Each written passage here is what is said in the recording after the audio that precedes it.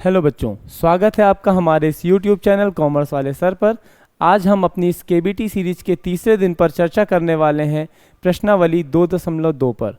आपको तो पता ही है कि हमारे इस चैनल पर 100 दिनों की एक केबीटी सीरीज 2.0 चल रही है, जिसमें मैं आपके बोर्ड एग्जाम्स की पूरी तैयारी कराने का प्रयास करूंगा।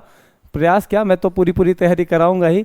आप भी हमारे साथ जुड़कर करिए और प्रयास करिए कि प्रतिदिन आप 1 घंटे का समय हमारे इन वीडियोस के लिए निकालें और अपनी तैयारी करते रहें। तैयारी करने से पहले आपको एक बात ये ध्यान रखनी पड़ेगी कि आप ज़रूर अपनी कॉपी लेकर के बैठिए और जो क्वेश्चंस हमारे द्वारा बताए जा रहे हैं उनको अपनी कॉपी पर नोट करते चलिए, सॉल्व करते चलिए, तो थोड़ा सा जो आपकी तैयारी होगी वो और ज़्यादा प्रभावशाली रहेगी। ठीक है ना। चलिए, आज हम 2.2 पर चर्चा करने वाले हैं। 2.1 पर चर्चा की जा चुकी है, जिसका लिंक जो है वो हमारे इसी वीडियो के डिस्क्रिप्शन पर पड़ा हुआ है। और साथ ही साथ मैंने हिंदी ग्रामर के भी 2 टॉपिक्स अपलोड किए हैं, लगभग 10-10 मिनट के 2 वीडियोस हैं।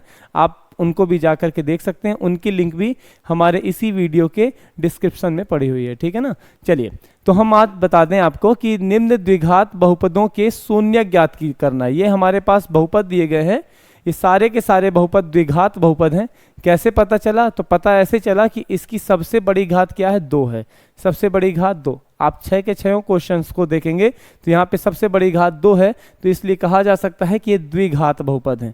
अगर इनकी सबसे बड़ी घात 3 होती तो हम कहते कि ये त्रिघात बहुपद हैं, या फिर इनके ऊपर घात ही नहीं लगी होती तो हम कह देते कि ये रैखिक बहुपद हैं। ठीक है ना। तो इनके हमें शून्यक ज्ञात करने हैं। जब द्विघात बहुपद है तो सामान्यतः शून्यक भी हमको कितने मिलेंगे?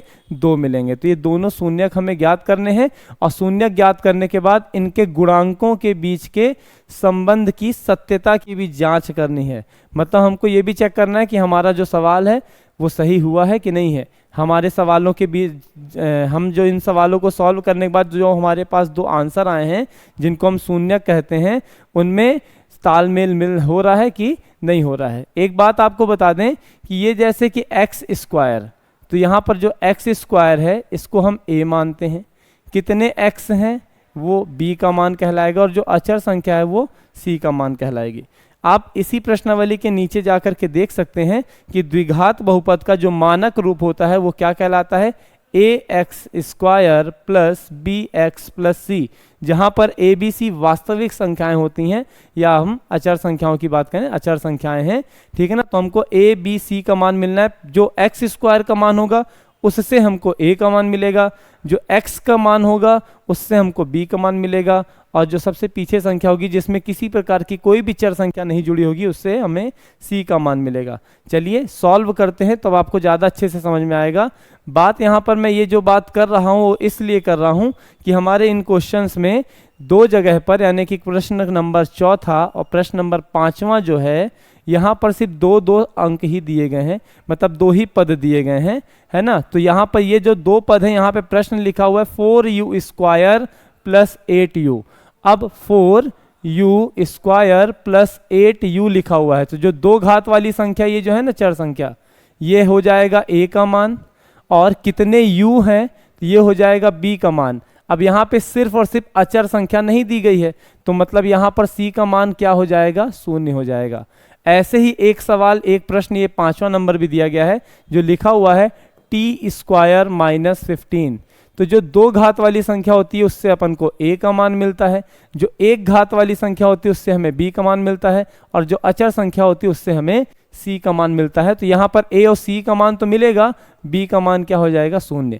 कैसे? तो चलिए अब हम स्टार्ट करते हैं अपने सारे प्रश्न एक तरफ से सॉल्व करना, और उनके माध्यम से देखते हैं कि कहाँ पर क्या होने वाला है। तो चलिए, सबसे पहले हम चर्चा करेंगे प्रश्न क्रमांक 1 पर, यानी कि x square minus 2x minus 8 पर। ये हमारा प्रश्न है, x square minus 2x minus 8। यहाँ पर 3 संख्याएं हैं। इन 3 संख्याओं को एक निश्चित क्रम से आप हल करते चलेंगे। 2-3 सवाल भी अगर आप सही तरीके से इसके देखते हैं तो ये आपसे बन जाएंगे।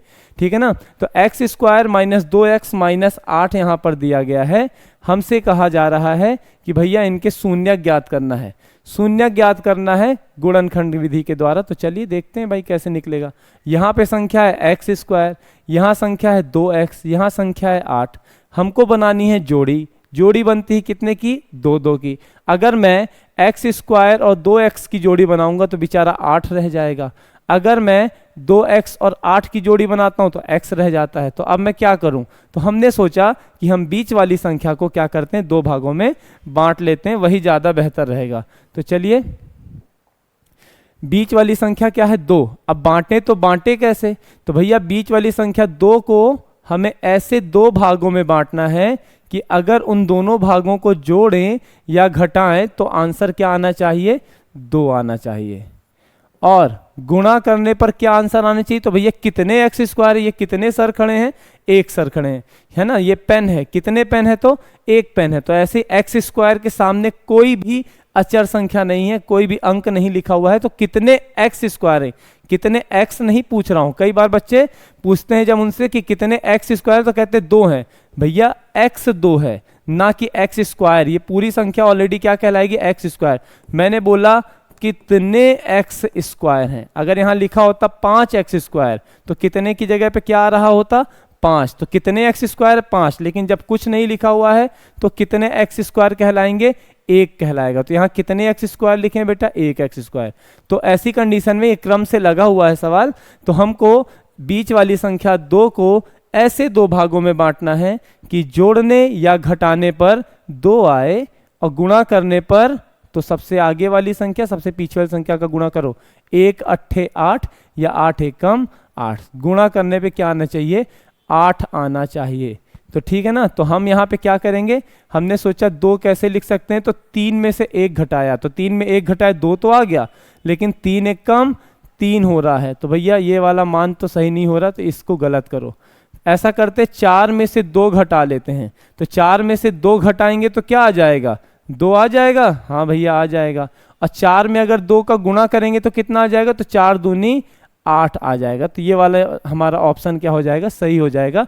तो चलिए हम सवाल अब सही तरीके से सॉल्व करते हैं। मैं आपको बता रहा था बेटा कि जब हम इस तरीके के सवालों को हल करते हैं, जब हम इस तरीके के सवालों को हल करते हैं तो हमें क्या चाहिए होते हैं, कम से कम 4 अंक तो चाहिए, 2 चाहिए या 4 चाहिए। तो हमारे पास 3 संख्याएं थी, तो 3 संख्याएं होने के कारण या 3 पद होने के कारण हमने क्या किया, सबसे पहले बीच वाली संख्या को 2 भागों में बांटने का प्रयास किया। ऐसे 2 भागों में बांटने का प्रयास किया कि जोड़ने या घटाने पर आए 2 और गुणा करने पे आए सबसे आगे वाली संख्या और सबसे पीछे वाली संख्या का गुणा कर दो। 8 एकम 8। तो हमने फिर कैसे बांटा, 4 में 2 को घटा दिया तो 2 आ गया, और 4 में 2 का गुणा करेंगे तो क्या आ जाएगा, 8। तो चलिए लिखते हैं। तो एक्स स्क्वायर की जगह बेटा एक्स स्क्वायर आएगा, माइनस की जगह पर माइनस आएगा। 2 को हम यहाँ बांटेंगे, वही जो बांटे हैं ना, 2 को इस कोष्टक के अंदर बांट के लिख देंगे। तो 2 को हमने कैसे कैसे बांटा है, तो 4 में 2 घटा दो तो कितना आ जाएगा, 2। तो हमने यहाँ पे लिख दिया 4 माइनस 2। अब 2 के साथ x जुड़ा था, इसीलिए हमने इस कोष्टक के साथ x जोड़ दिया, माइनस का माइनस और 8 का लिख दिया 8। अब हम जब इसको और आगे हल करेंगे तो देखिए क्या करते हैं। आगे मैं इसको हल करने जा रहा हूं, तो एक्स स्क्वायर की जगह एक्स स्क्वायर आ जाएगा, और 2 के साथ x जुड़ा था इसीलिए हमने इसको कोष्टक के साथ भी क्या कर दिया था, x जोड़ दिया था। अब कोष्टक के साथ x जुड़ा हुआ है, मतलब कोष्टक के अंदर की सभी संख्याओं के साथ भी x लग जाएगा। तो 2 के साथ x जुड़ा था इसीलिए कोष्टक के साथ हुआ। अब कोष्टक के साथ x जुड़ा है तो 4 के साथ भी x जुड़ जाएगा और 2 के साथ भी x जुड़ जाएगा। -8 का -8 हो गया। अब आप कहेंगे सर, हम कहेंगे हाँ बेटा, तो सर ये बताइए यहाँ चिन्ह कौन से आएंगे। तो भैया अब ये संख्या कोष्टक के अंदर है, ये बाहर है, तो गुणा तो होगा। तो 4 के सामने कोई चिन्ह नहीं लगा हुआ यानी कि प्लस, और बाहर चिन्ह है माइनस का, तो माइनस प्लस माइनस और फिर माइनस माइनस प्लस। आपको बता दें, पता होगा आपको फिर भी कि जब प्लस और प्लस का गुणा होता है तो आंसर प्लस आता है, और जब माइनस और माइनस का गुणा होता है तो भी आंसर प्लस आता है।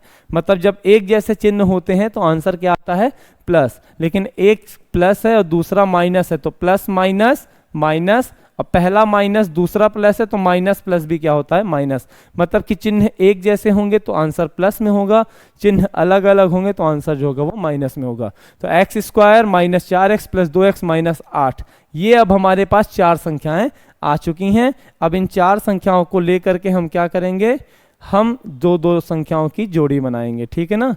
तो चलो भैया, एक्स स्क्वायर -4x की हमने बना दी जोड़ी, एक जोड़ी तो बन गई।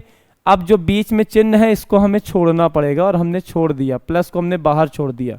अब हमने दूसरी जोड़ी बनाई 2x। अब प्लस को अगर बीच में छोड़ के जाओगे तो लड़ाई नहीं करेगा, करवाई करेगा, तो ये लड़ाई कर रहा है माइनस के साथ, तो प्लस माइनस माइनस लड़ाई किया लेकिन कुछ बिगाड़ नहीं पाया, बेचारा सीधा साधा है, -8 का -8। ये दो जोड़ी बन गई। अब हम कैसे जानेंगे कि भैया हम सवाल सही कर रहे हैं कि गलत? तो पहली जोड़ी के अंदर किसका चिन्ह है? माइनस का। दूसरी जोड़ी के अंदर भी किसका चिन्ह है? माइनस का। मतलब भैया आप सवाल जो कर रहे हैं वो बिल्कुल सही कर रहे हैं, ठीक है ना। तो चलिए फिर से आगे बढ़ते हैं।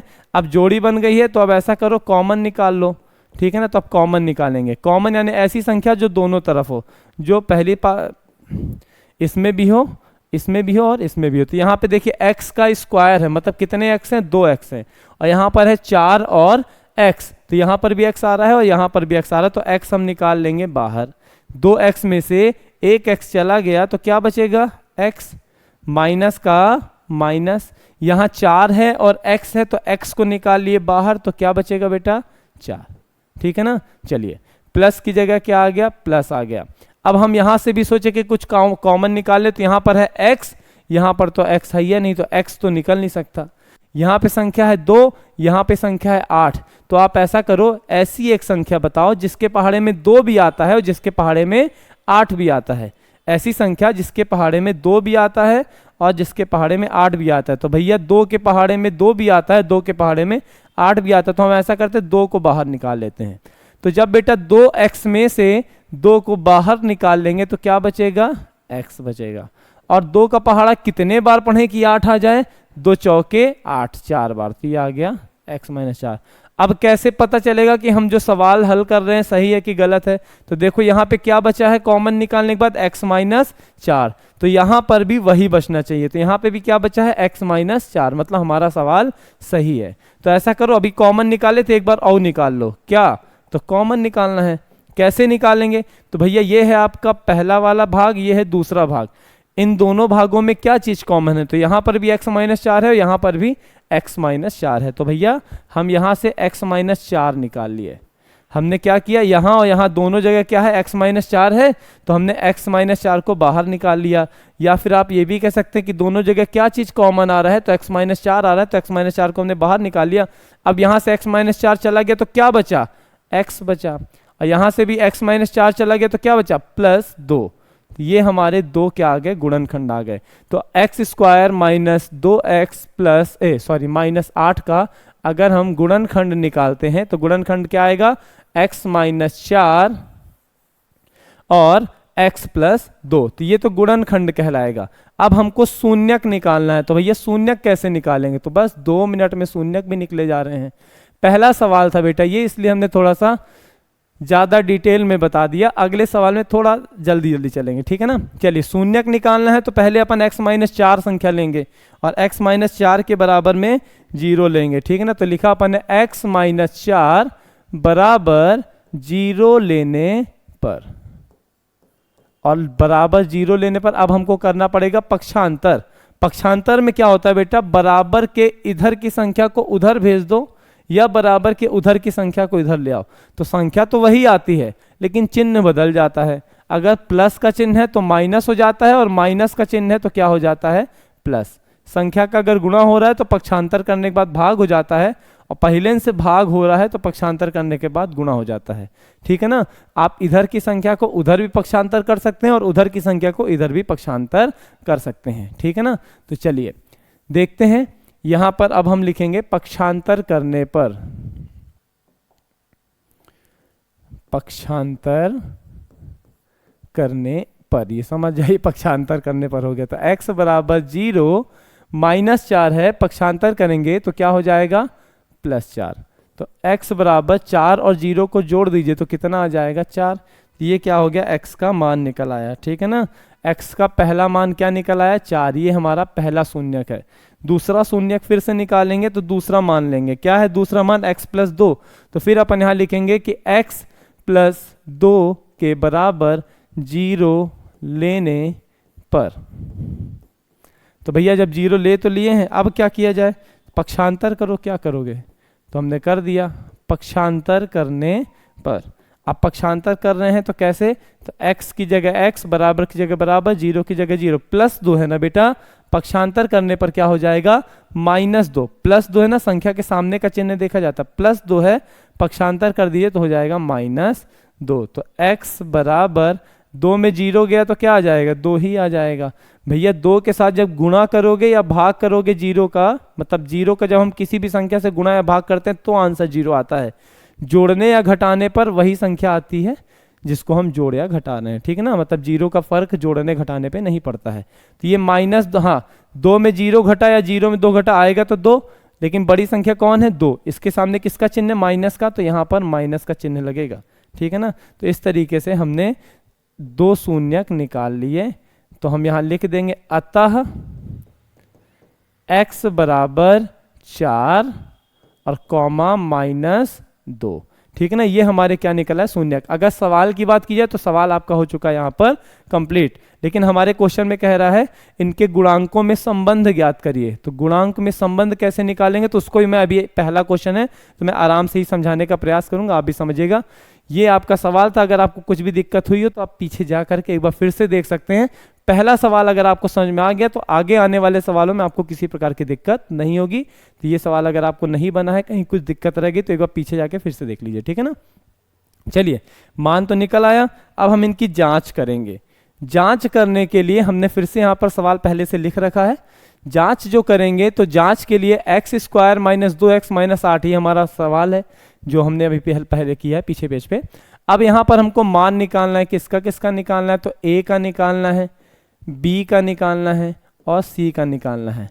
हमने पिछले वीडियो में यानी कि डे 2 के वीडियो में इनके सूत्रों पर चर्चा की थी, वही सूत्र अभी हम लिखने वाले हैं। लेकिन बता दें कि a, b, c का मान तो हमको यहाँ से मिल ही जाता है, लेकिन इनके हिंदी वाले नाम क्या क्या हैं, तो a को हम क्या कहते हैं, a का मान यहाँ से मिलता है तो a को हम कहते हैं x² का गुणांक, b का मान इधर से बीचों बीच से मिलेगा तो b यहाँ x वाली संख्या, तो x का गुणांक जो होगा वो b का मान होगा, और जो अचर संख्या होगी वो किसका मान होगा, c का मान होगा। तो बेटा मैं अगर फिर से पूछूं कि कितने x² हैं, कितने x² है यहाँ पर, तो भैया है ही नहीं, आगे दिख नहीं रहा, तो ये कितने सर हैं, एक सर है। तो वैसे कितने x² हैं, कितने x नहीं पूछ रहा हूं मैं, कितने x² हैं, तो भैया कुछ नहीं लिखा है आगे, तो कितना माना जाएगा, 1।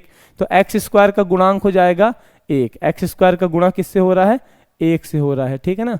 फिर मैं बोलूंगा कितने x हैं, है ना, वही कितने आदमी थे, उसी तरीके से कितने x हैं, तो 2x आप कहेंगे। लेकिन भैया जब संख्या लिखी जाती है तो उसके सामने का चिन्ह भी लिखा जाता है। तो कितने x हैं, तो -2x हैं, तो b का मान हो जाएगा -2। और अचर संख्या क्या है, तो 8, 8 नहीं कहलाएगी, -8 कहलाएगी, संख्या के सामने का चिन्ह भी लिखा जाता है। तो आपको ये तो समझ में आ गया होगा कि a का मान है 1, b का मान है -2।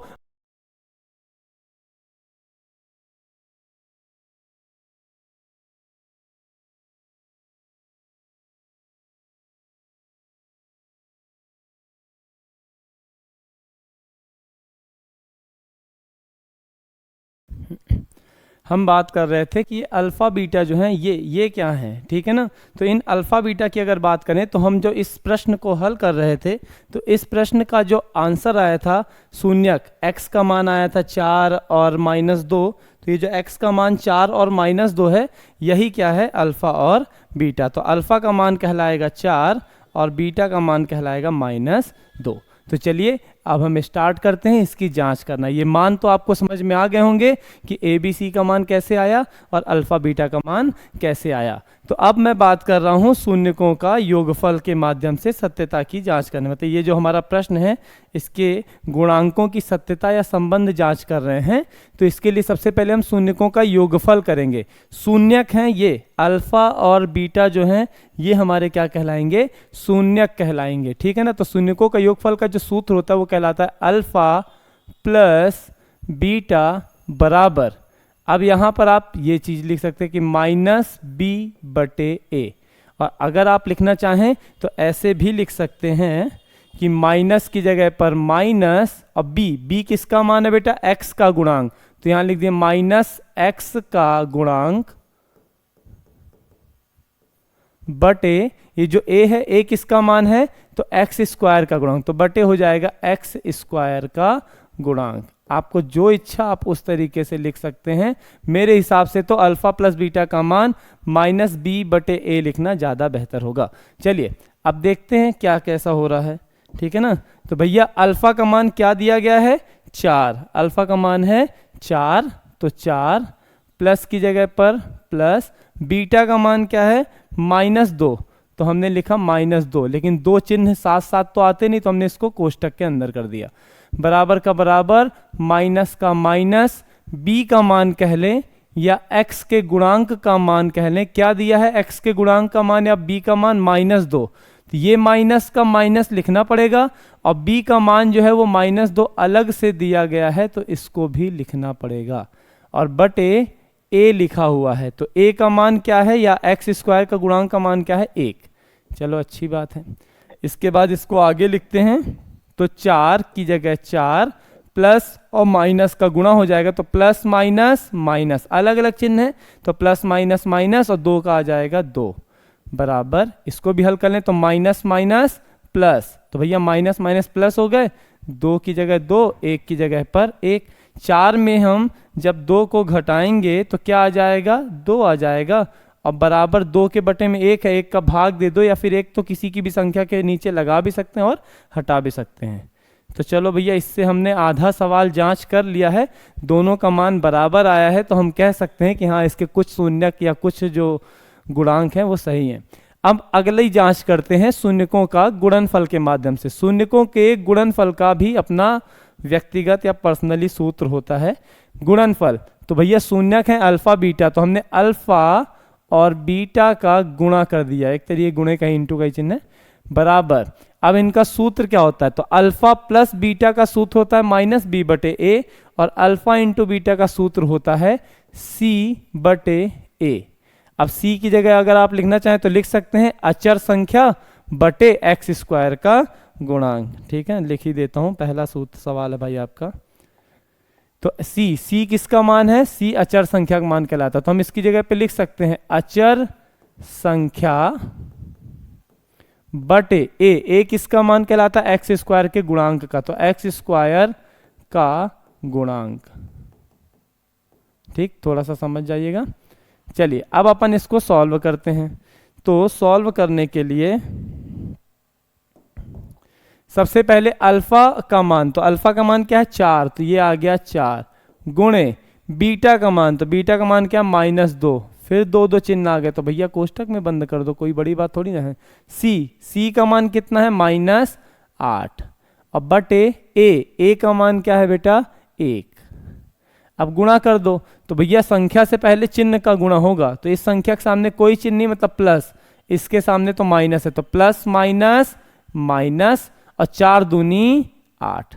अब -8 में अगर आप 1 का भाग दे रहे हैं तो भी -8 आएगा, और इसके बटे में नहीं लगा तो इसके बटे से भी हटा दो, या फिर इसके बटे में लगा तो इसके बटे में अपने आप लगा दो, कुछ भी कर सकते हैं। तो चलिए हमने इसकी भी जांच कर ली, यहाँ भी हमारा मान आया 2 और 2 बराबर, और यहाँ पर भी हमारा मान जो है -8 और -8 बराबर आ गया। तो इस तरीके से जांच की जाती है। ये सवाल कुछ इस तरीके से था कि पहले आपने इसका गुणनखंड निकाला, गुणनखंड में हमको जो 2 मान मिले उसके हमने शून्यक निकाले, शून्यक निकालने के बाद फिर हमने इनकी जांच करने के लिए ए बी सी का मान निकाला, और वो जो शून्यक थे उनको हमने अल्फा और बीटा नाम दिया। फिर हमने शून्यकों का योगफल किया, फिर हमने शून्यकों का गुणनफल किया और आंसर निकाल लिया।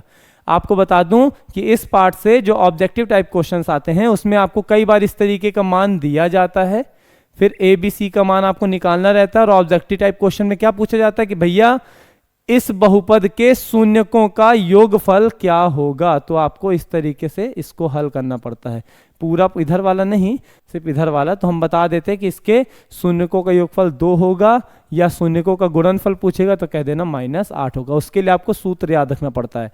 कई बार तो ऑब्जेक्टिव टाइप क्वेश्चंस में ये भी पूछा जाता है कि शून्यकों के योगफल का सूत्र क्या होता है, तो भैया -b बटे ए, और शून्यकों के गुणनफल का सूत्र क्या होता है, तो c बटे ए। चलिए आपको समझ में आ गया होगा। जो थोड़ी बहुत कमी इस प्रश्न में रह गई होगी, तो चलिए हम अगला प्रश्न सॉल्व करते हैं और उसमें इस कमी को दूर करने का प्रयास करेंगे। ये अगला है 2.2 के पहले का दूसरा प्रश्न, क्वेश्चन नंबर पहले का दूसरा प्रश्न है। और मैं तो चाहूंगा कि आप पहले इसको सॉल्व कर लीजिए। पहले का तीसरा प्रश्न जो है इसको सॉल्व कर लेते हैं लगभग, क्योंकि उसी तरीके का है तो आप लोगों को थोड़ा सा जल्दी में हो जाएगा, फिर हम दूसरा सवाल भी सॉल्व करेंगे, ठीक है ना। चलिए 6x² माइनस 3 माइनस 7x। सबसे बड़ी समस्या यहाँ पे ये है बेटा कि ये सवाल क्रम से नहीं दिया गया है। क्यों? क्रम कैसा होता है? तो क्रम ऐसा होता है कि पहले 2 घात वाली संख्या यानी 6x² का 6x² होगा, इसके बाद x वाली संख्या होनी चाहिए जो कि पीछे है, तो हो गया तो तुम आगे लिख दो माइनस 7x। अब आप कहोगे सर प्लस 7x होगा, तो हम कहेंगे क्यों होगा? पक्षांतर कर रहे हैं। तो भैया पक्षांतर नहीं कर रहे हैं। पक्षांतर किसको कहा जाता है? जब हम बराबर के दूसरे पक्ष से इस पक्ष में संख्या को लेके आते हैं तो उसको पक्षांतर कहा जाता है। हम यहाँ बस स्थान चेंज कर रहे हैं, तो यहाँ पर चिन्हों में परिवर्तन नहीं होगा। तो माइनस 7x आगे आ जाएगा और ये 3 के सामने किसका चिन्ह? माइनस का, तो ये -3 चला जाएगा पीछे। अब हमारे पास 3 संख्याएं हैं और वो भी क्रम से हैं, तो अब हम इसी को अपना एक्चुअल सवाल मान करके इसको हल करेंगे। कैसे हल करेंगे? तो सबसे पहले भैया वही बीच वाली संख्या जो 7 है इसको 2 भागों में बांटो। कैसे 2 भागों में? तो ऐसे 2 भागों में बांटो कि जोड़ने या घटाने पे कितना आ जाए? यही आ जाए, मतलब 7 आ जाए, ठीक है ना। और गुणा करने पर तो सबसे आगे वाली संख्या और सबसे पीछे वाली संख्या का गुणा कर दो, तो 6 और सबसे पीछे क्या है? 3, तो 6 त्रिक 18, 6 त्रिक 18। मतलब हमको इस 7 को ऐसे 2 भागों में बांटना है कि जोड़ने घटाने पे 7 आ जाए और गुणा करने पे आ जाए 18।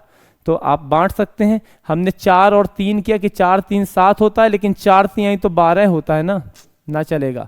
हमने कहा 5 + 2 कर लो, 5 और 2 7 होता है, लेकिन 5 दूनी तो 10 होता है ना, ये भी नहीं चलेगा। फिर 6 और 1 तो बिल्कुल नहीं। फिर हमने 8 में 1 घटाया, हमने कहा 8 में 1 घटाते तब भी तो आ सकता है 7, सही बात है। 8 में 1 गया तो 7 आ गया, लेकिन 8 1 कम 8, ये सब बिल्कुल गलत है। ऐसा करो 9 में तुम 2 घटा दो, तो 9 में हमने 2 घटाया तो कितना आ गया? 7, और 9 में जब हमने 2 का गुणा किया तो आ गया 18। बिल्कुल यही तो चाहिए था हमको। ऐसा चाहिए था कि हम अगर कोई भी 2 अंक ऐसे चाहिए थे जिनको हम अगर जोड़ें या घटाएं तो कितना आ जाए? 7, और गुणा करें तो कितना आ जाए? 18 आ जाए, ठीक है ना। तो हमने 9 में से 2 को क्या कर दिया? घटा दिया, तो 7 मिल गया। तो चलिए इसको लिखना कैसे? तो लिखना ऐसे है कि 6x² का 6x² माइनस का माइनस माइनस का माइनस। अब इस 7 को हम इसके अंदर तोड़ेंगे फोड़ेंगे, 7 के साथ x जुड़ा था इसीलिए कोष्टक के साथ x जोड़ दिया, -3 का -3। मैंने पूरा सवाल लिख दिया, सिर्फ 7 नहीं लिखा है। तो 7 कैसे लिखेंगे? तो देखो भैया हमने क्या कहा? 6x² के 6x² की जगह 6x², माइनस की जगह माइनस। 7 बस हमने नहीं लिखा है, 7 में x जुड़ा था तो x, माइनस का माइनस, 3 का 3। 7 को हम कैसे लिखने वाले हैं? तो ऐसे लिखने वाले हैं, है ना। मतलब 9 में से 2 घटा देंगे तो 7 आ जाएगा। और क्रॉस चेकिंग करने के लिए हमने क्या किया कि आगे पीछे वाली संख्या को गुणा करके संख्या पता कर ली। तो 9 दूनी भी 18 होता है और 6 त्रिक भी क्या होता है? 18। बहुत अच्छी बात है, चलो आगे करते हैं। तो आगे जब हम इसको हल करेंगे तो 6x² का बेटा 6x² हो जाएगा। 7 के साथ x जुड़ा था तो हमने कोष्टक के साथ x जोड़ दिया। अब कोष्टक के साथ अगर x जुड़ा है तो कोष्टक के अंदर जो संख्या उसके साथ भी x जुड़ जाएगा, मतलब 9 के साथ भी x जुड़ जाएगा और 2 के साथ भी x जुड़ जाएगा, और -3 का -3। अब आप कहेंगे सर चिन्ह नहीं लगाए, हम क्या भूले नहीं है यार, रुको तो। ये कोष्टक के अंदर, ये बाहर है तो गुणा होगा, तो यहाँ प्लस है यहाँ माइनस है, तो प्लस माइनस माइनस, और फिर ये माइनस का गुणा अगले माइनस से होगा तो माइनस माइनस प्लस। इस तरीके से हमारे पास कितनी संख्याएं आ गई? 4। क्या करेंगे अब? जोड़ी बनाएंगे। तो चलो बनाते हैं फिर। अब हम जोड़ी बनाने जा रहे हैं बेटा। जोड़ी बनेगी दो संख्याओं की, तो 6x² और -9x की हमने बना दी जोड़ी। प्लस को छोड़ दिया हमने बीच में। जब हमने प्लस को बीच में छोड़ दिया तो प्लस यार रोने गाने लगा, हमको भी अंदर करो, हम करना करेंगे तो लड़ने लगा। तो प्लस माइनस माइनस, लड़ाई किया लेकिन कुछ हो नहीं पाया। चलो हो गया, आगे बढ़ते हैं। चलिए आगे बढ़ेंगे तो जोड़ी बन गई। चेक कर लीजिए सवाल सही है कि गलत। तो इसके अंदर किसका चिन्ह है? माइनस का। इसके अंदर किसका चिन्ह है? माइनस का। मतलब हमारा सवाल जो है वो बिल्कुल सही है। तो आगे बढ़ते हैं और कॉमन निकाल लेते हैं, ठीक है। कॉमन कैसे निकालेंगे? ऐसी संख्या निकालनी है जो दोनों तरफ हो। तो x यहाँ भी है और x यहाँ भी है, ठीक है ना। तो हम क्या करेंगे? सबसे पहले तो x निकालेंगे। लेकिन यार x तो ठीक है, यहाँ दोनों तरफ संख्याएं भी हैं। इधर संख्या है 6, इधर संख्या है 9। तो ऐसा करो, हमको एक ऐसी संख्या बता दीजिए जिसके पहाड़े में 6 भी आता है और जिसके पहाड़े में 9 भी आता है। तो 2 के पहाड़े में तो नहीं आता है, 3 का पहाड़ा पढ़ के देखिए आता है। 3 दूनी 6, 3 त्रिकाई 9। तो हम यहाँ पे कॉमन क्या निकालेंगे? 3। तो हमने निकाल लिया 3x। अब अंदर कैसे लिखेंगे? बड़ी समस्या वाली बात है। हमका समस्या कुछ नहीं है। 3 का पहाड़ा कितने बार पढ़ें कि 6 आ जाए? 2 बार। तो हमने अंदर लिखा 2। अंदर कितने x थे? 2। एक तो तुम उठा के ले गए तो कितना बचा? x बचा, है ना। तो यहाँ पे जब 6x² में 3x निकालेंगे तो बचेगा 2x। गुणा करके अंदर वही से पहुंचना भी तो पड़ता है। 3 दूनी 6, x में x का गुणा करेंगे तो x² हो जाएगा। सही है। माइनस का माइनस। 3 का पहाड़ा कितने बार पढ़ें कि 9 आ जाए? 3 बार। 3 त्रिकाई 9। तो हमने 3 निकाल लिया और x था वो तो निकल ही गया है, तो फिर यहाँ x बचेगा नहीं। तो समझ में आया कैसे आया? हमने यहाँ पर x को भी कॉमन निकाल लिया था और हमने संख्या भी देखी थी। संख्या थी 6 और 9। तो 3 के पहाड़े में 6 भी आता है, 9 भी आता है, तो हमने इस हिसाब से 3 भी निकाल लिया। चलिए आगे बढ़ते हैं और आगे देखेंगे। तो यहाँ है प्लस। अब यहाँ पे देखो कॉमन निकाल के कि क्या निकलता है। तो भैया सबसे पहले तो x निकालने का हम प्रयास करेंगे। तो यहाँ पे x है लेकिन यहाँ पे x नहीं है, तो x तो ना निकलेगा। आओ देखो क्या निकलेगा। तो फिर संख्या है दोनों तरफ। यहाँ पे संख्या है 2, यहाँ संख्या 3। ऐसी संख्या बताइए जिसके पहाड़े में 2 भी आता है, जिसके पहाड़े में 3 भी आता है। तो भैया ऐसी संख्या तो एक ही है। जब कुछ कॉमन वैसे भी हमको नहीं मिलता तो हम 1 निकाल लेते। 1 के पहाड़े में सब कुछ आ जाता है क्योंकि, है ना। चलिए, तो 1 का पहाड़ा कितने बार पढ़ें कि 2 आ जाए? तो 1 दूनी 2, 2 बार पढ़ो। x था तो x तो निकाले नहीं, तो x अंदर ही रह जाएगा। माइनस का माइनस। 1 का पहाड़ा कितने बार पढ़ें कि 3 आ जाए? तो 1 तिहाई 3। बेटा इसके अंदर क्या कॉमन बचा? 2x - 3। यहाँ पे कॉमन निकालने के बाद क्या बचा? 2x - 3। सही है, एक जैसा है, तो हमारा सवाल सही है। तो अब हमारा जो आंसर आने वाला है वो कुछ इस तरीके से कि 2x - 3 यहाँ भी है, 2x - 3 यहाँ भी है, येलो येलो वाला। तो हमने 2x - 3 को निकाल लिए। ये हमारा पहला गुणनखंड हो गया। और दूसरा गुणनखंड वाइट वाइट कि कॉमन निकालने के बाद यहाँ क्या निकला था कॉमन? 3x। तो 3x और यहाँ पे क्या कॉमन निकला था? +1। तो +1। ये मत कह देना कि कुछ कॉमन नहीं निकल रहा है। तो भैया जब कुछ नहीं निकलेगा तो आपको एक तो निकालना ही पड़ेगा। तो ये हमारे 2 जो आए हैं मान, ये दोनों के दोनों हमारे गुणनखंड है। लेकिन क्या बताएं, हमको गुणनखंड का उपयोग नहीं है फिलहाल। हमको गुणनखंड नहीं चाहिए, हमको चाहिए शून्यक। हमको किसका मान चाहिए बेटा? शून्यक का मान चाहिए। और शून्यक कैसे निकालते हैं? तो बस बता दे रहा हूं शून्यक कैसे निकालते हैं। शून्यक को अपन मूल भी कहते हैं, ठीक है ना। कहीं कहीं पे मूल भी कहा जाता है, कोई दिक्कत नहीं। तो हम ऐसे क्या करेंगे कि सबसे पहले 2x - 3 ले लेते हैं। तो 2x - 3 के बराबर 0 लेने पर 2x - 3 के बराबर हमने 0 ले लिया। अब क्या करेंगे बेटा? तो अब करेंगे पक्षांतर। तो पक्षांतर करने पर, आप पूरा लिख लेना भाई, ठीक है ना। चलो आगे पक्षांतर करते हैं। तो 2x = 0। न यार, 2 संख्याएं दिख रही हैं तो सबका पक्षांतर करेंगे, करना ही पड़ेगा। एक एक करके करो। -3 है, पक्षांतर करेंगे तो क्या हो जाएगा? +3।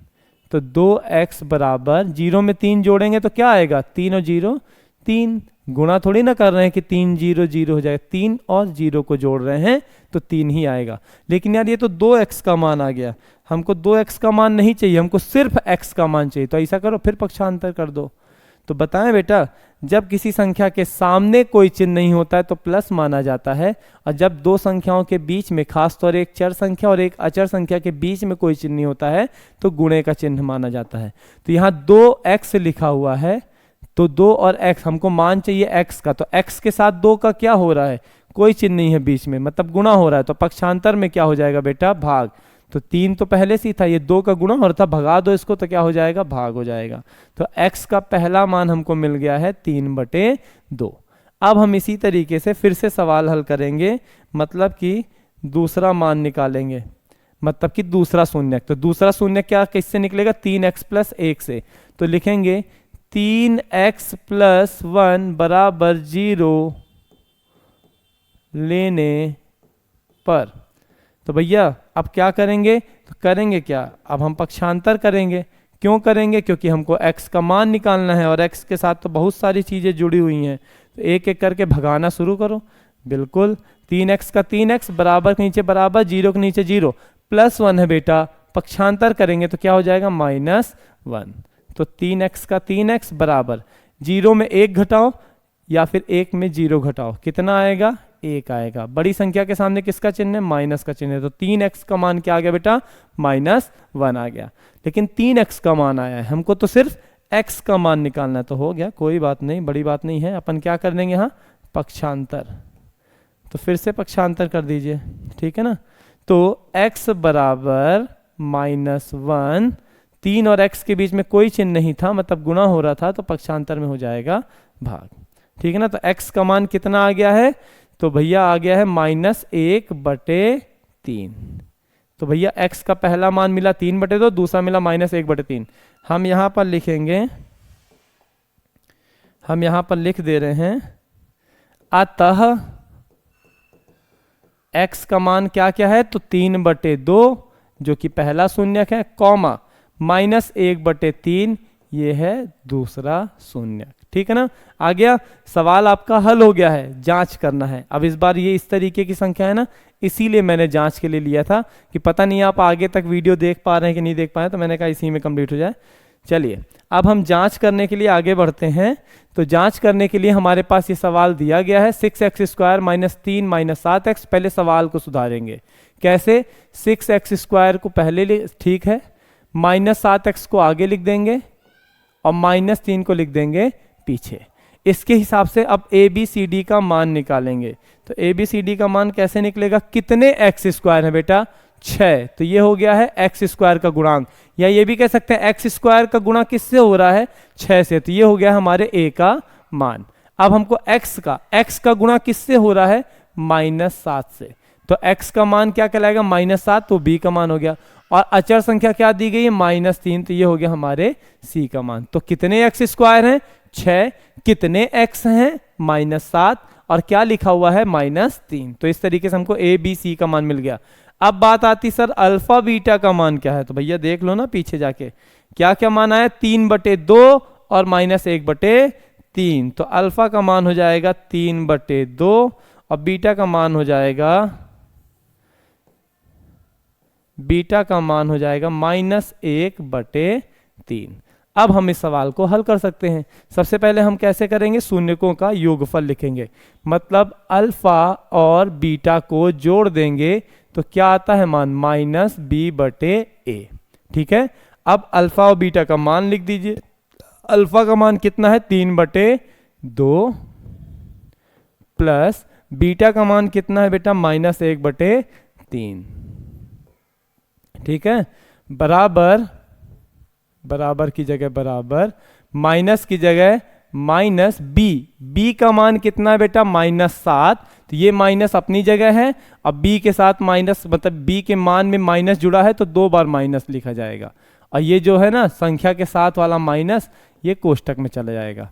आप यहाँ भी इसको भी कोष्टक में लिख सकते हैं, लिखना चाहें तो कोई दिक्कत वाली बात नहीं है। और बटे ए का मान क्या है, तो ए का मान है 6, ठीक है ना। तो हमने क्या किया, अल्फा की जगह अल्फा का मान लिखा, प्लस की जगह प्लस, और बीटा की जगह हमने बीटा का मान लिखा, बराबर की जगह बराबर, माइनस की जगह माइनस, बी की जगह पर बी का मान -7 और ए की जगह पर ए का मान 6 हमने यहाँ पर लिख दिया है।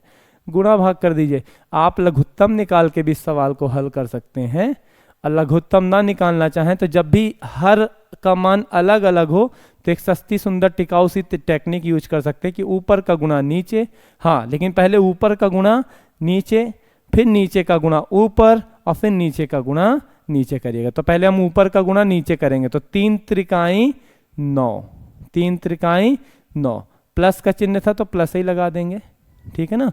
हमने पहले ऊपर का गुणा नीचे कर लिया, अब नीचे का गुणा ऊपर करेंगे, तो 2 का गुणा 1 से करो, 2 1 कम 2, लेकिन दिक्कत ये कि बीच में माइनस का चिन्ह है, तो प्लस माइनस माइनस, अब कोष्टक लगा दो।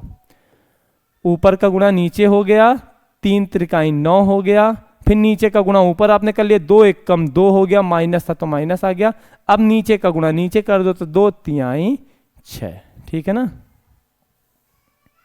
चलिए बराबर, इधर माइनस माइनस प्लस, तो यहां आ जाएगा 7 अब बटे 6। अब आप कहेंगे सर बड़ी संख्या के सामने चिन्ह लगता है। बेटा जोड़ते घटाते हैं तब बड़ी संख्या के सामने चिन्ह लगता है।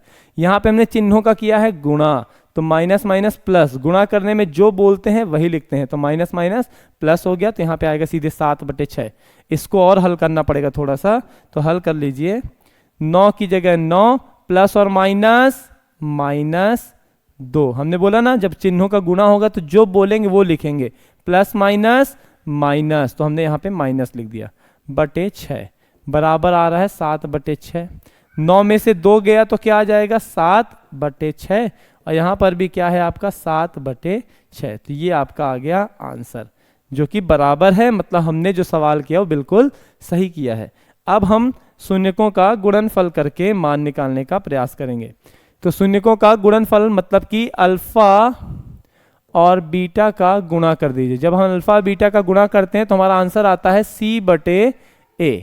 तो अल्फा का मान क्या है बेटा, अल्फा का मान है 3/2, गुणा कर दो बीटा के मान से, बीटा का मान क्या है -1/3, बराबर C का मान क्या है बेटा -3, और बटे A का मान क्या है 6। ठीक है ना। आपको बता दें जब हम गुणा करते हैं तो जैसे जब बीच में प्लस या माइनस का चिन्ह होता है तो ऊपर का नीचे, नीचे का प्लस का चिन्ह, या माइनस का चिन्ह होगा तो ऊपर का गुणा नीचे, नीचे का गुणा ऊपर और नीचे का गुणा नीचे करते हैं। लेकिन जब गुणे का चिन्ह होता है तो आप ऊपर का गुणा ऊपर करते हैं और नीचे का गुणा करते हैं नीचे, और चाहे तो संख्या काट भी सकते हैं।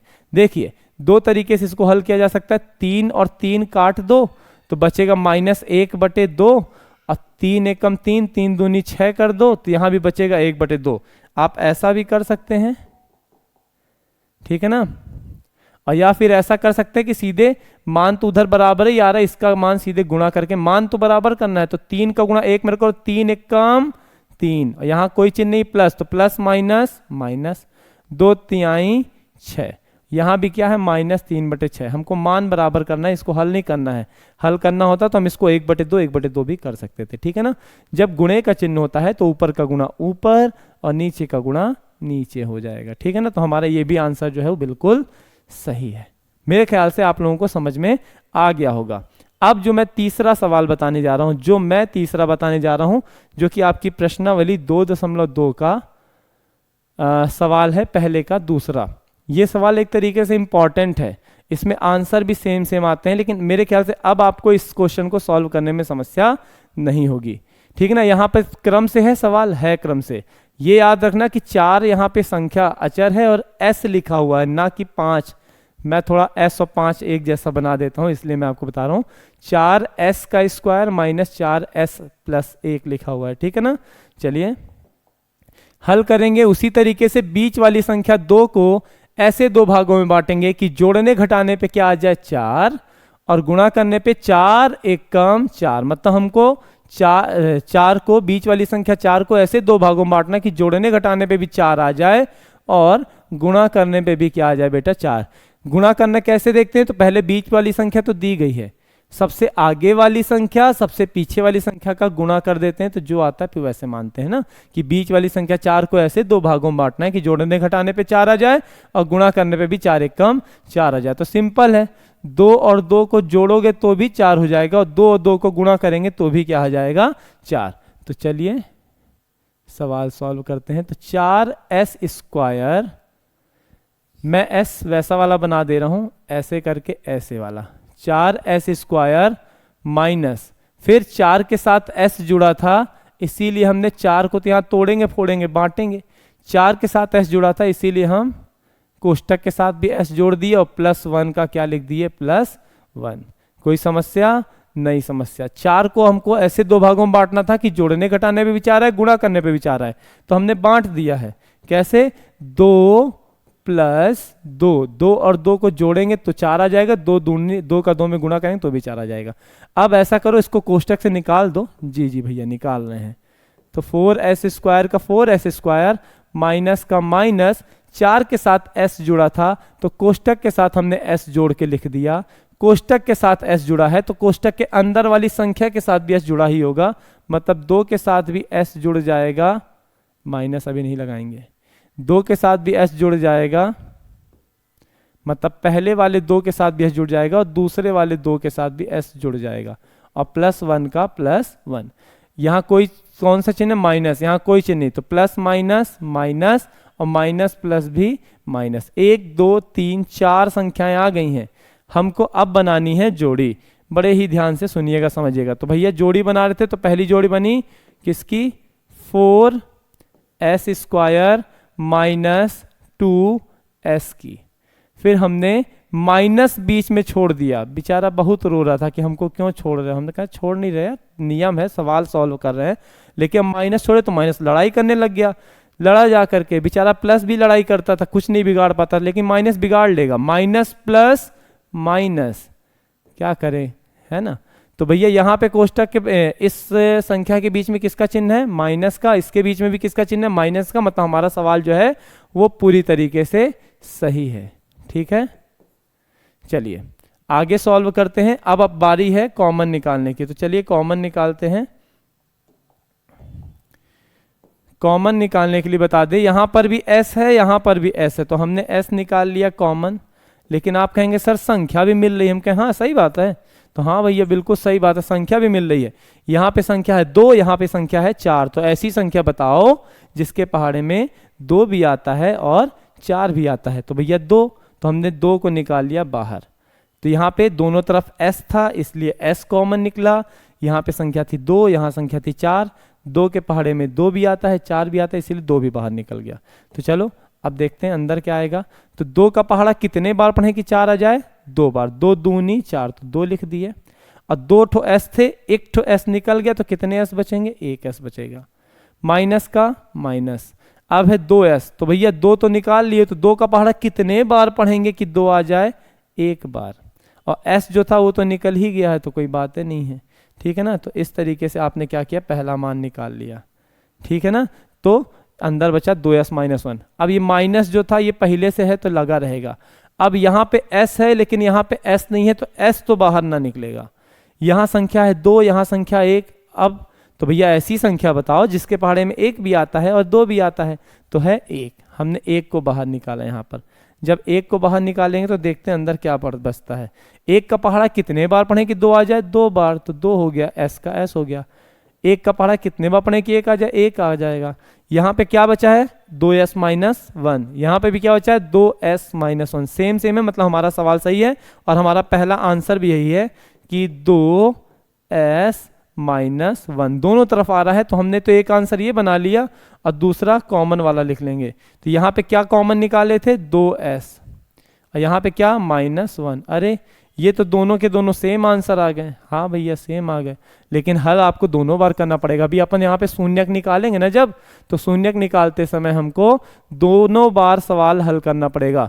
तो मैं यहाँ लिख रहा हूं अब शून्यक। अब जब हम शून्यक लिखेंगे तो सबसे पहले हम लिखेंगे 2s - 1 = 0 लेने पर। ठीक है ना। अब जब शून्यक ऐसा ले ली तो फिर यहाँ करेंगे अपन इसका पक्षांतर। तो 2s = 0, -1 है, पक्षांतर करेंगे तो +1 हो जाएगा। तो 2s = 0 में 1 जोड़ोगे कितना आएगा बेटा? 1 आएगा। यार ये तो 2s का मान आया, हमको सिर्फ s का मान चाहिए, तो हम फिर पक्षांतर करेंगे।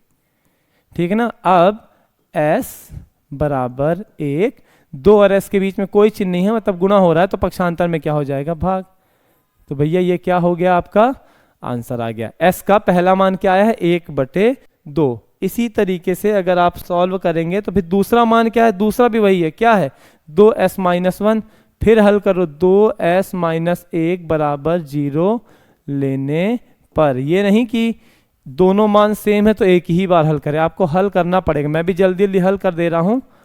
पक्षांतर करने पर फिर 2s = 0, -1 था, इधर गया तो +1, 2s = 1 आ गया।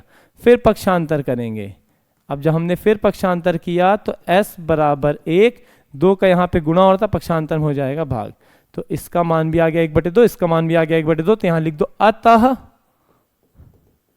s का मान आ जाएगा 1/2, 1/2। यही हमारे दोनों क्या कहलाएंगे? मूल। अल्फा का मान भी 1/2 और बीटा का मान भी 1/2। तो चलिए अब सवाल में आ जाते हैं। ये हमारा सवाल था। अब इसकी जांच करना है तो पहले तो इनका गुणांक निकालना पड़ेगा। ए बी सी का मान, कितने एस स्क्वायर है 4, तो ए का मान हो जाएगा 4। कितने एस हैं -4, तो आ जाएगा -4। और अचर संख्या क्या है, सिर्फ 1। अब प्लस लिखने की आवश्यकता नहीं है, जब संख्या के सामने कोई चिन्ह नहीं होता है तो ऑलरेडी प्लस ही माना जाता है। ठीक है ना। तो चलें आगे बढ़ते हैं। अब अल्फा बीटा का मान, तो ए का मान भी अल्फा का मान भी 1/2 आया है, बीटा का मान भी 1/2 आया है। शून्यकों का योगफल करके देखते हैं, तो अल्फा प्लस बीटा बराबर -b/a। अल्फा का मान कितना आया है बेटा, तो अल्फा का मान है 1/2 प्लस बीटा का मान कितना है 1/2। ठीक है, बराबर माइनस की जगह माइनस और बी का मान क्या है -4। लो भैया दो दो चिन्ह है, कोष्टक के अंदर बंद कर दो, बटे ए का मान क्या है 4।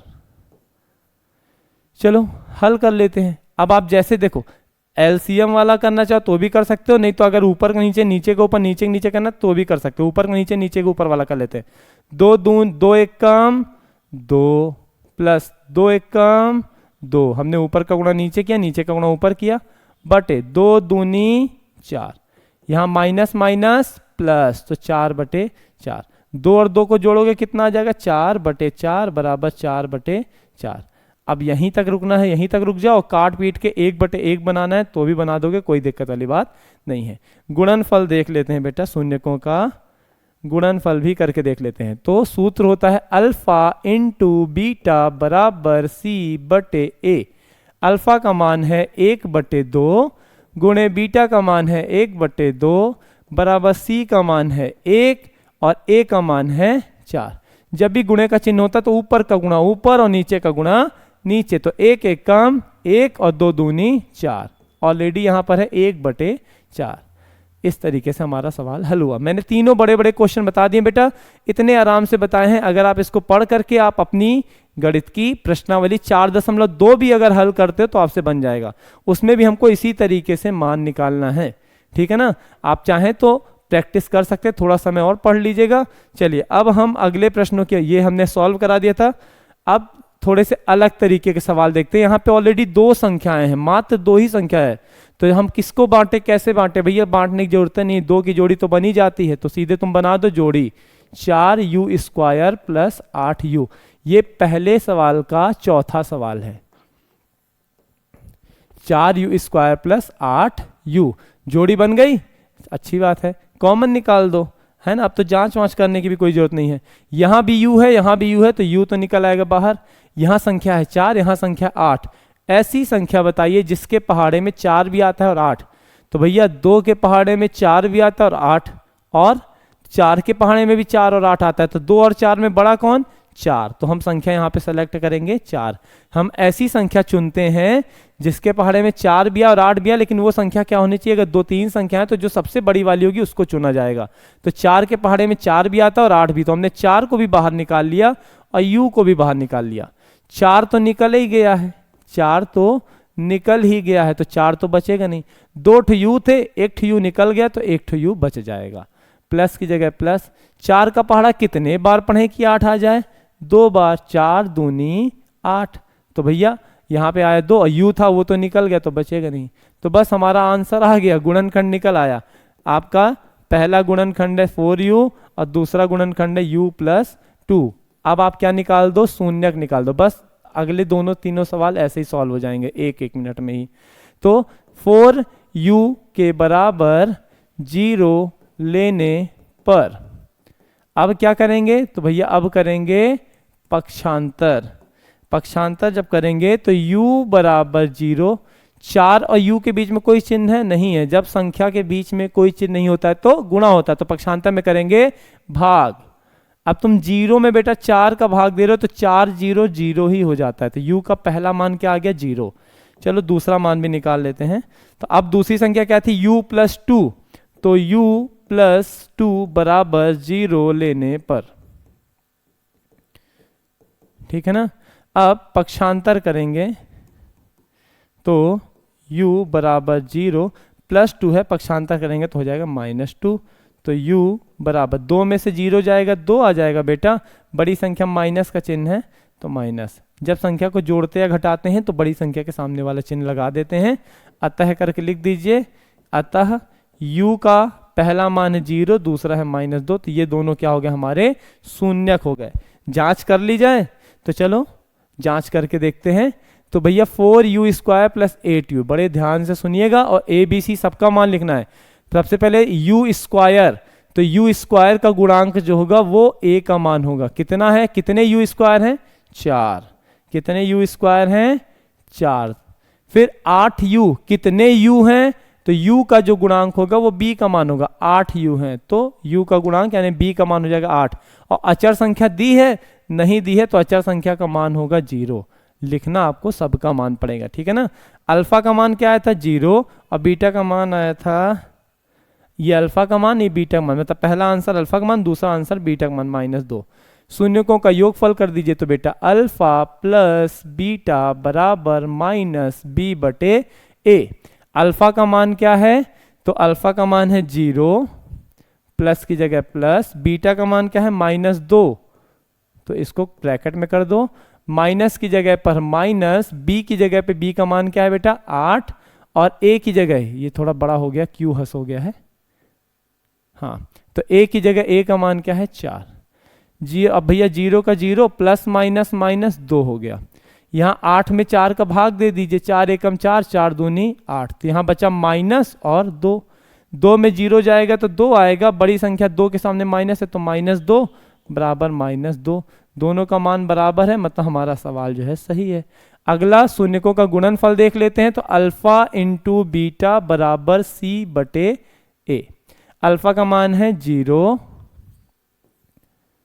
0 गुणे बीटा का मान है -2 बराबर c का मान है 0 बटे a का मान है 4।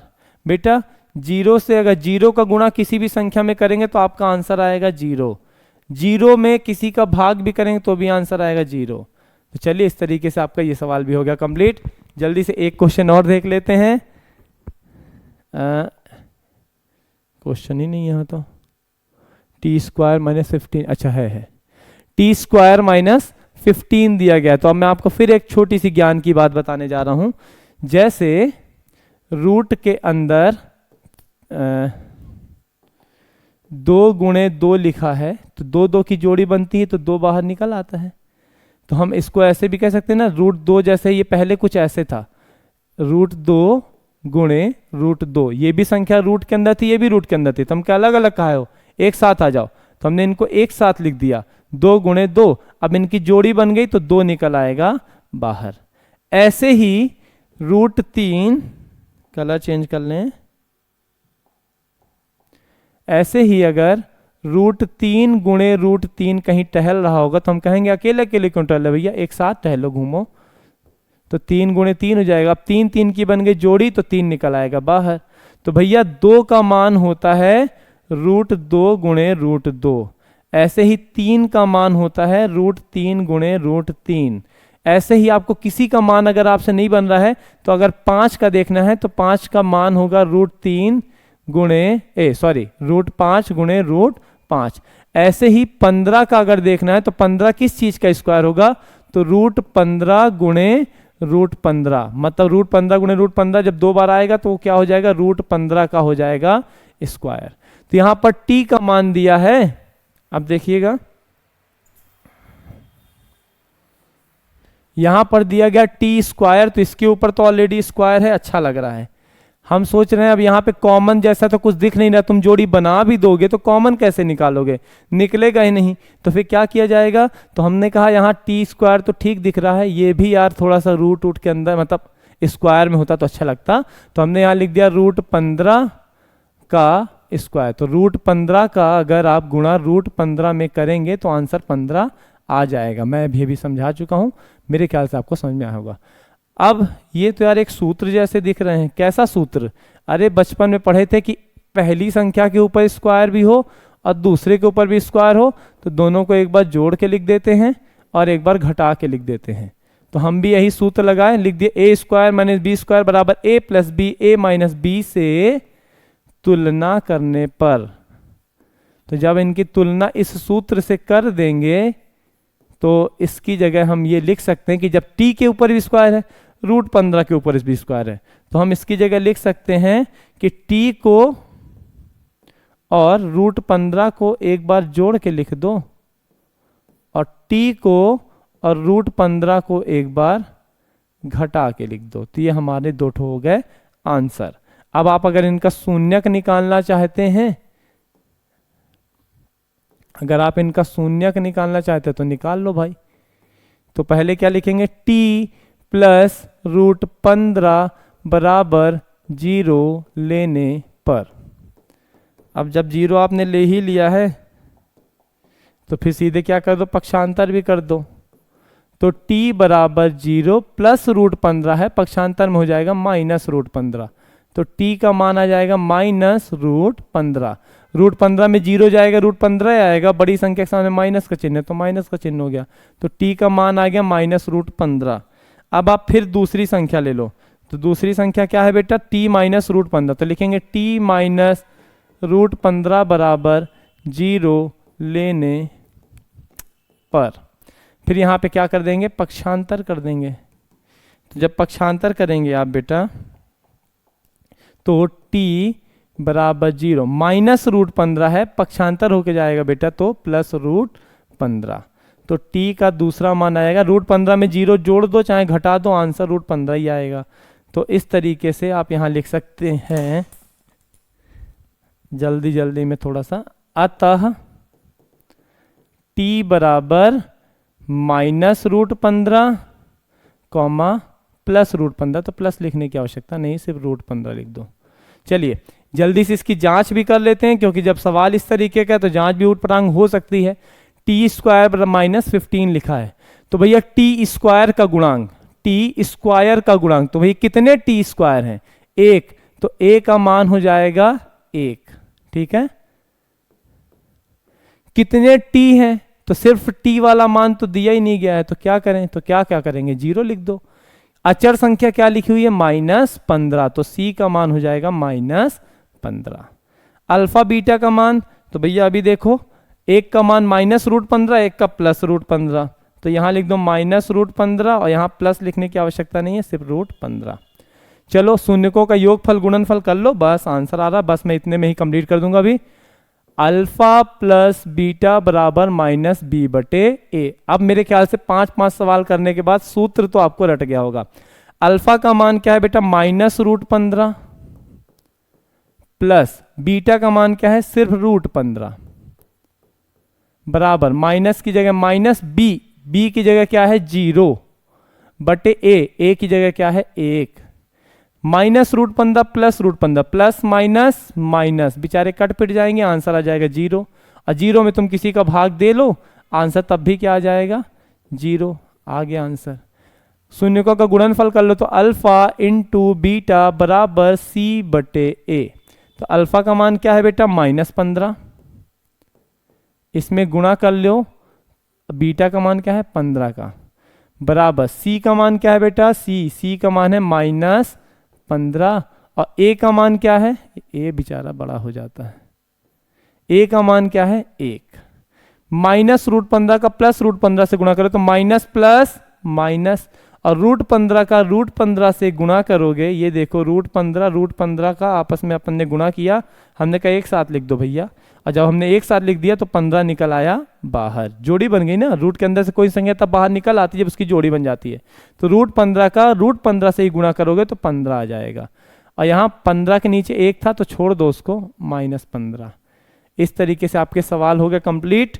ये सवाल एक और हमने लिखा था, अब इसको मैं छोटा सा थोड़ा सा बता दे रहा हूं, 3x² माइनस x -4, कितने x हैं कुछ नहीं लिखा, तो समझ जाओ 1x लिखा है। तो अब बीच वाली संख्या 1 को ऐसे 2 भागों में बांटना है कि जोड़ने घटाने पे आए 1 और गुणा करने पे आए 4 तिहाई 12।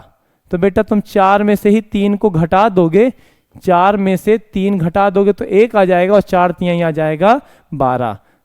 अब 3x² 4 के साथ भी x जोड़ दो, 3 के साथ भी x जोड़ दो, -4, minus plus minus minus minus plus. आपके पास संख्याएं आ गई हैं, साए से आप जोड़ी बना दीजिए। तो 3x² माइनस 4x की पहली जोड़ी बन गई, प्लस हमने छोड़ दिया 3x माइनस 4 की दूसरी जोड़ी बन गई। ठीक है ना। अब क्या करेंगे, तो अब कुछ नहीं करेंगे, कॉमन निकालेंगे। यहाँ भी x है, यहाँ भी x है, तो x निकाल दिए।